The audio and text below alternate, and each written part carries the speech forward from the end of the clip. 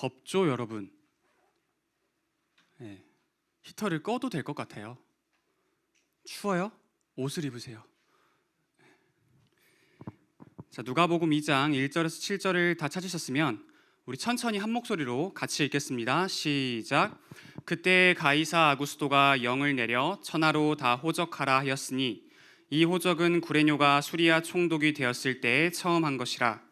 모든 사람이 호적하러 각각 고향으로 돌아가매 요셉도 다윗의 집 족속이므로 갈릴리 나사렛 동네에서 유대를 향하여 베들레헴이라 하는 다윗의 동네로 그 약혼한 마리아와 함께 호적하러 올라가니 마리아가 이미 잉태하였더라. 거기 있을 그때에 해산할 날이 차서 첫 아들을 낳아 강보로 싸서 구유에 뉘었으니 이는 여관에 있을 곳이 없음이러라. 아멘. 이제 어제는 성탄 전야제로 우리가 함께 모였고요. 오늘은 성탄절로서 함께 예배하러 모였습니다. 우리 옆 사람 보면서 이렇게 축복합시다. 함께 예배함이 기쁨입니다. 자, 다시 여러분 다 목소리를 내서 옆 사람 보면서 함께 예배함이 기쁨입니다. 네. 오늘 우리가 같이 읽은 이 누가복음의 저자는요, 의사 누가입니다. 그는 데오빌로라고 하는 로마 제국의 정치인에게 이 복음을 전하기 위해서 편지를 썼고요. 나중에 이 편지가 1세기 교회에서 두루 읽혔어요. 그리고 그것이 바로 누가복음이 된 것이죠. 그런데 이 누가가 이 누가복음 2장을 작성할 때요, 특별하게 강조했던 부분이 있습니다. 특별하게 강조했던 부분. 그게 뭐냐면 오늘 본문 7절에 나오는 예수님이 구유에 누이셨다는 거예요. 구유에 첫 아들을 낳아 강보로 싸서 구유에 뉘었으니. 우리 함께 읽진 않았지만 우리 2장 12절에도 나옵니다. 천사가 이렇게 말해요. 너희가 가서 강보에 싸여 구유에 뉘어 있는 아기를 보리니. 조금 더 가서 16절에도 나옵니다. 빨리 가서 마리아와 요셉과 구유에 누인 아기를 찾아서. 누가는 계속해서 구유를 말해요. 이 구유는 영어로 메인절이라고 하는데요, 이것은 사실 그냥 말 밥통이라고 생각하시면 돼요. 말이 먹는 밥통 있죠. 말이 그 먹이를 먹는 그 그릇을 말하는 거예요. 여러분, 그러다 보니까 이 구유가, 이 말 밥통이 깨끗했겠습니까? 아니죠.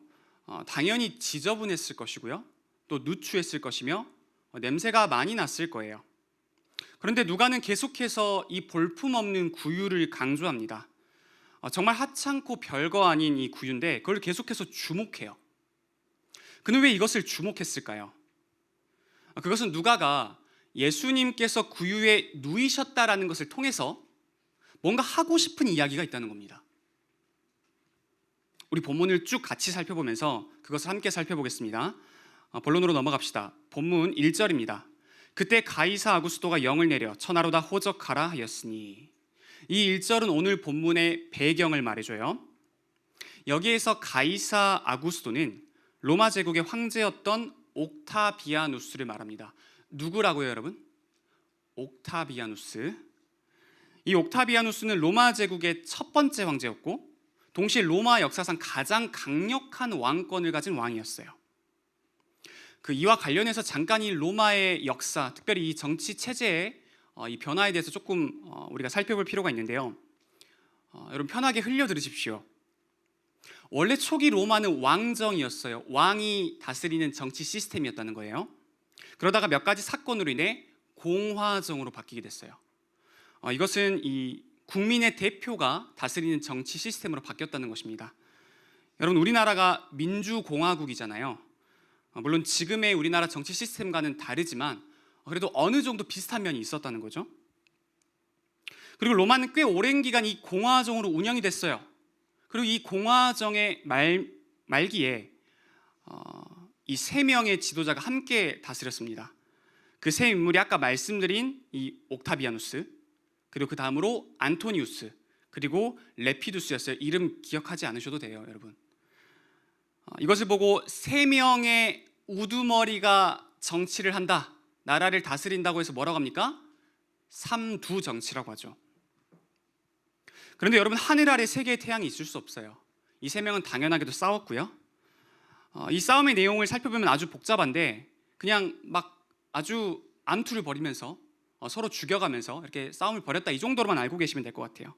근데 재밌는 것은 이 싸움의 내용 중에 그 유명한 클레오파트라가 연관이 됩니다. 이 당대 최고의 미모를 가졌다는 이 여인이 연관이 되는 이야기들이 있어요. 여하튼 그들은 열심히 싸웠고 그 결과 옥타비아누스가 이겼고요. 그래서 그는 이 로마 제국의 정치 시스템을 공화정에서 제정으로 바꿉니다. 제정, 황제가 다스린다는 거죠. 이건 사실 왕정이란 비슷한데요, 그것보다는 조금 더 이 황제에게 더 강력한 왕권을 부여한다는 거예요. 그래서 옥타비아누스가 스스로 이 첫 번째 황제의 자리에 올랐고요. 이것은 그가 당시에 전 세계에서 가장 강력한 인물이었다는 것을 의미합니다. 그리고 이러한 그가 오늘 본문 1절에 보니까 뭐라고 합니까? 천하로 다 호적하라. 인구조사를 실시한 거예요. 인구조사. 이유는 두 가지였습니다.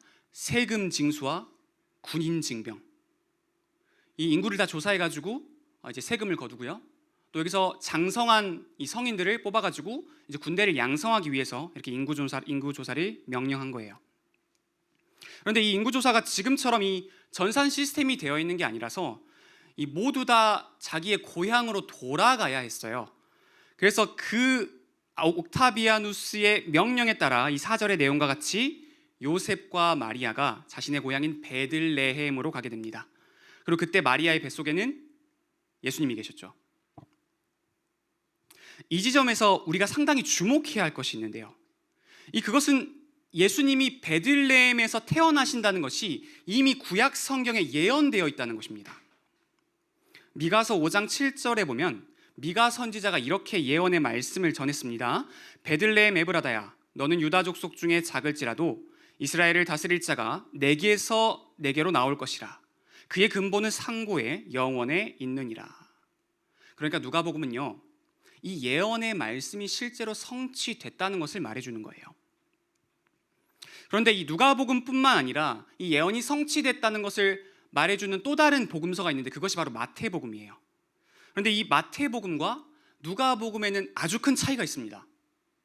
그러니까 둘 다 이 예언이 성취됐음을 말해주는데 이 마태와 누가의 시각이 조금 달라요. 마태는요, 아주 단순히 예수님이 베들레헴에서 태어나셨다, 미가 선지자의 예언이 성취됐다라고만 말합니다. 그런데 누가는 달라요. 누가는 단순히 이 예언이 성취됐다는 것을 넘어서 이 예언이 성취되기 위해서 역사적으로 어떤 일이 일어났는지를 이야기해줘요. 역사적으로 어떤 일이 일어났는지. 그리고 그것이 바로 오늘 본문이죠. 그때 가이사 아구스토가 영을 내려 천하로 다 호적하라 하였으니. 잘 들으세요, 여러분. 예수님이 베들레헴에서 태어나신다는 이 예언의 말씀이 성취되기 위해서 역사적으로 어떤 일이 일어난 것입니까? 로마라는 한 나라의 정치 시스템이 왕정에서 공화정으로 바뀌게 됐어요. 그 공화정 말기에 옥타비아누스와 안토니우스와 레피두스, 이 세 사람이 나라를 삼두 정치로 다스렸어요.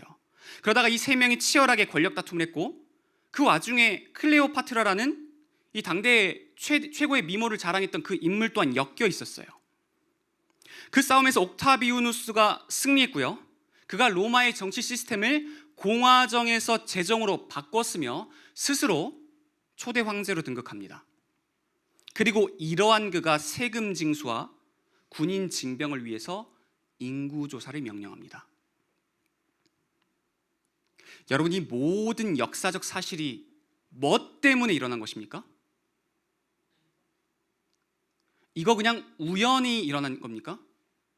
아무런 의미 없이, 그런 목적 없이 역사 그냥 흘러온 겁니까? 아닙니다. 이 미가 선지자의 예언, 즉 예수님이 베들레헴에서 태어나실 것이라는 말씀이 성취되기 위해서 일어난 일이에요. 쉽게 말해서 예수님이 베들레헴에서 태어나실 것이라는 예언의 성취를 위해, 이 예언의 성취를 위해서 전 세계사가 움직였다는 것입니다. 그것을 중심으로 역사가 만들어져 갔다는 거예요. 이것이 바로 이 누가의 시각입니다.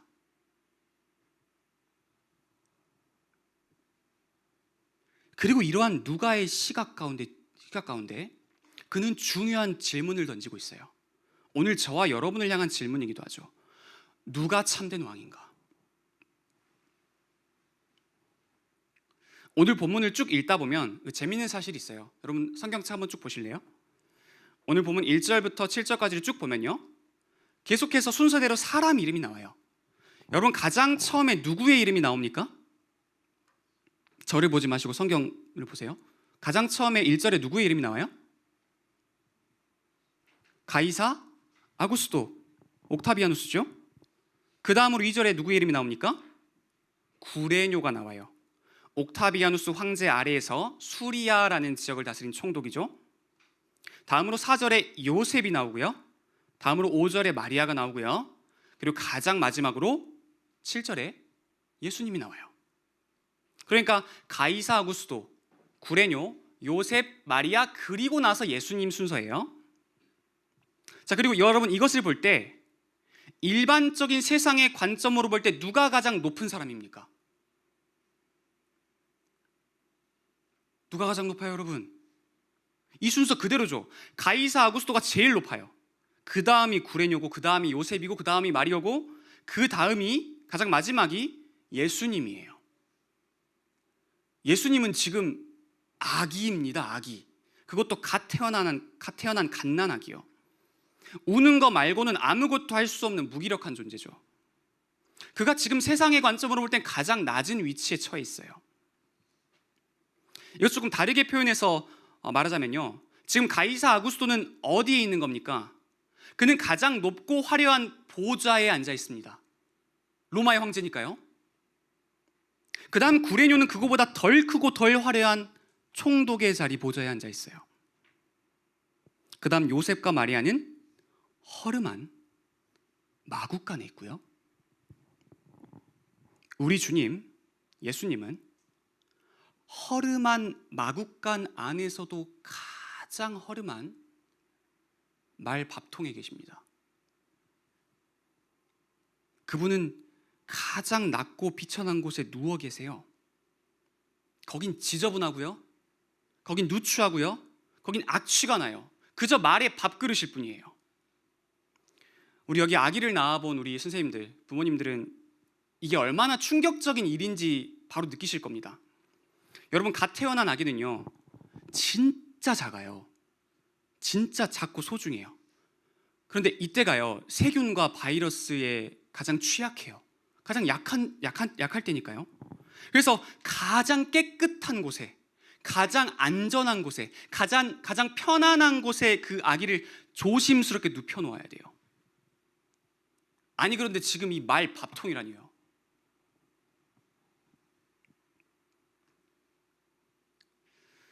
여러분 일반적인 세상의 관점으로 볼 때 로마의 황제인 옥타비아누스가 가장 높은 사람입니다. 누가 봐도 그가 가장 높은 사람이에요. 제국의 황제이며 왕이니까요. 가장 강력하고도 존귀한 존재예요. 그런데 지금 누가는 그것이 아니라고 지적하는 것입니다. 오늘 본문 이어서 10절부터 12절까지의 내용을 살펴보면요, 천사가 이르되 무서워하지 말라. 보라 내가 온 백성에게 미칠 큰 기쁨의 좋은 소식을 너희에게 전하노라. 그게 뭐죠? 오늘 다윗의 동네에 너희를 위하여 구주가 나셨으니 곧 그리스도 주시니라. 너희가 가서 강보에 쌓여 구유에 뉘어있는 아기를 보리니 이것이 너희에게 표적이니라. 여러분 이게 무슨 말입니까? 누가가 지금 무슨 말을 하고 있는 겁니까? 이 누가는 세상의 관점으로 볼 때 가장 높고 화려한 보좌에 앉아있는 저 옥타비아누스가 참된 왕인 것처럼, 진짜 왕인 것처럼 보이지만 사실은 그게 아니라는 거예요. 사실은 여기 가장 낮고 비천한 말 밥통에 누워있는 이 예수님이, 아기 예수님이 진짜 왕이라는 겁니다. 누가는 지금 이렇게 말합니다. 누가 진짜 왕인가? 저 옥타비아누스가 아니다. 예수님이 진짜 왕이시다. 그 진짜 왕이 여기 말 밥통 속에 계신다. 착각하지 마라. 역사를 움직이는 존재는 저 가장 높고 화려한 보좌에 앉아있는 옥타비아누스가 아니다. 수리아의 총독 구레뇨도 아니다. 마국간에 있는 요셉과 마리아도 아니다. 여기 가장 낮고 비천한 자리에 앉아있는, 그 속에 아기가 되어 무기력하게 누워 계시는 그 예수님이 참된 왕이다. 그분이 진짜 왕이시며 진짜 주권자시며 진짜 주인이시며 진짜 절대자이시다.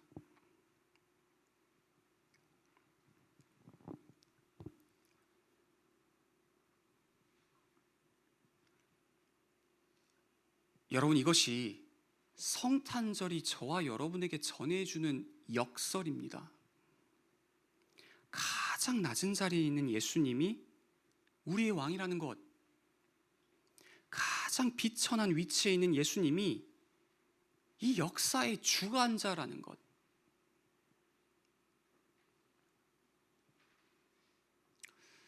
우리 중등부, 고등부 친구들 고개 들고 저 한번 보실래요? 여러분, 크고 화려한 세상에 비해 이 교회가, 우리 예의교회가 말하는 예수님이 별거 아닌 것 같죠? 이 세상을 주무르고 있는 사람들에 비하면 오늘 우리가 함께 읽은 이 성경이 말하는 예수님은 아무것도 아닌 존재 같죠?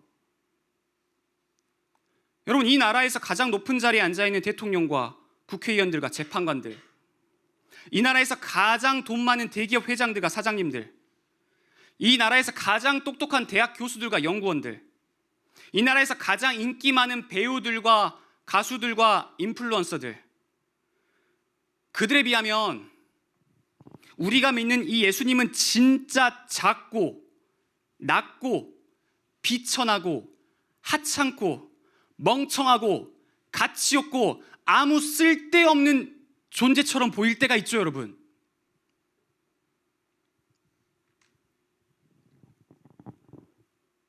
아닙니다. 진짜 아닙니다. 오늘 말씀에 따르면 비록 그렇게 보일 수도 있겠지만 그렇지 않아요. 사실은 우리 예수님이 진짜 왕입니다. 지극히 낮고 비천해 보이지만 사실은 그분이 참된 왕입니다. 이 세상의 모든 역사는 그분을 중심으로 돌아가고 있어요. 모든 사람들은 그 사람이 아무리 높고 대단하고 탁월한 사람이라고 한들 그분의 다스림 아래에 있습니다. 저 하늘의 태양도, 저 숲속의 사자도, 심지어 우리 눈에 잘 안 보이는 이 먼지 한 톨도요, 그분의 통치 가운데 있어요. 그분이 허락치 않으면 움직일 수 없어요.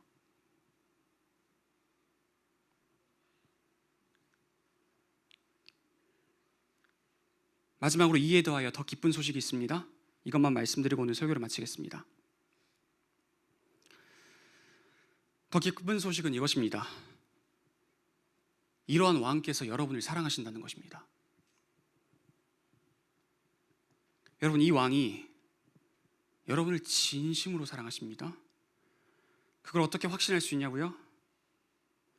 여러분, 왜 왕이신 분이 낮고 비천한 이 말밥통 속으로 오셨는지를 알면 우리는 그것을 확신할 수 있어요. 왜 그분은 진짜 왕임에도 불구하고 이토록 낮고 비천한 곳 가운데 거하신 겁니까? 어거스틴의 말을 좀 빌리겠습니다. 4세기 교부 어거스틴은 오늘 본문으로 한 성탄 설교에서 그가 이렇게 말했습니다. 한번 들어보십시오. 여기에서 여러분들은 예수님께서 우리에게 새로운 영적인 탄생을 주시기 위해 인간으로서의 탄생을 견뎌내셨음을 보셔야 합니다. 그분은 우리가 하늘의 집을 차지할 수 있도록 마국간에 거하셨습니다. 그분은 우리가 하늘의 아버지를 가질 수 있도록 세상의 어머니를 가지셨습니다. 마리아를 말하죠.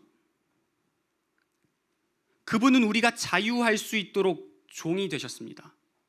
그분은 우리가 부유할 수 있도록 가난하게 되셨습니다. 그분은 우리에게 영광을 주기 위해 자신의 영광을 내려놓으셨습니다. 그분은 우리를 높이고 존귀하게 하기 위해 스스로 낮아지시고 비천해지셨습니다. 그분은 죄가 없으셨으나 여러분의 죄를 지고 십자가에서 죽으셨습니다.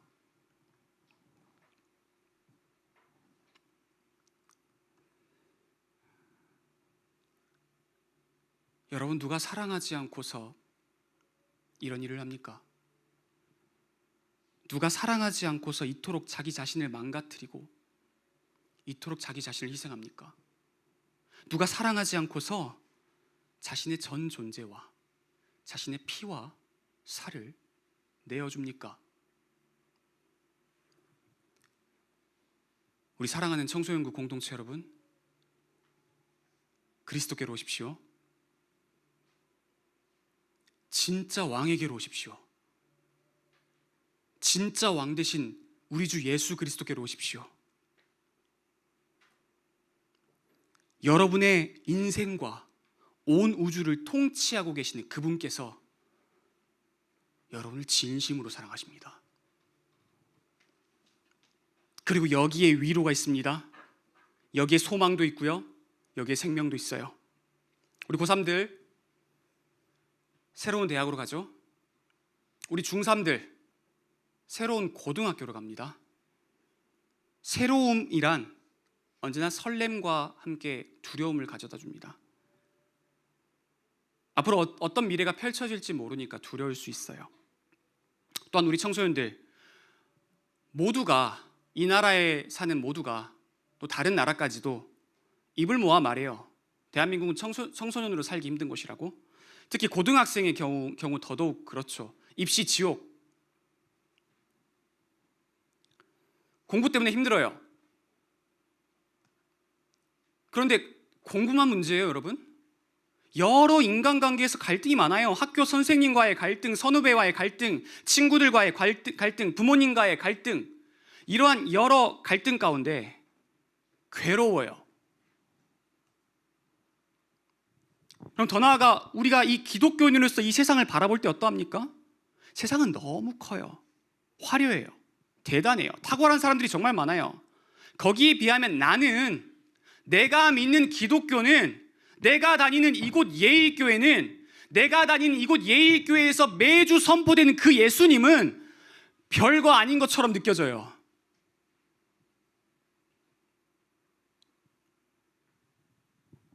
이러한 저와 여러분에게 무엇이 필요합니까? 우리는 오늘 어디에서부터 다시 시작해야 합니까? 우리 어디에서 위로와 소망과 생명을 얻을 수 있습니까? 우리 사랑하는 청소년부 공동체 여러분, 그리스도께로 오십시오. 진짜 왕에게로 오십시오. 그분이 우리의 왕이시기에, 우리를 사랑하시는 왕이시기에 그분께 여러분이 가지고 있는 모든 문제와 어려움과 갈등, 갈 바를 알지 못하는 미래까지도 다 내어드리십시오. 이것이 오늘 성탄절을 맞이하여 저와 여러분에게 주어진 하나님의 말씀입니다. 우리 같이 말씀 붙잡고 기도하겠습니다.